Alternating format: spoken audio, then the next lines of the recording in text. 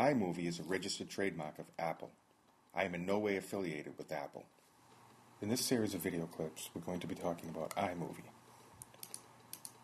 Now, iMovie is an Apple program. Now, the version of iMovie we're using here is iMovie 08, and it's version 7.1.1.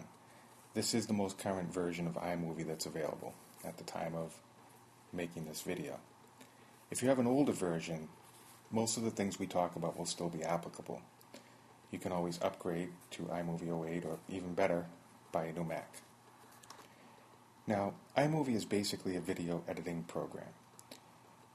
It allows you to import video footage, cut it up, arrange it into the sequence that you want, and then add titles, transitions, and a soundtrack.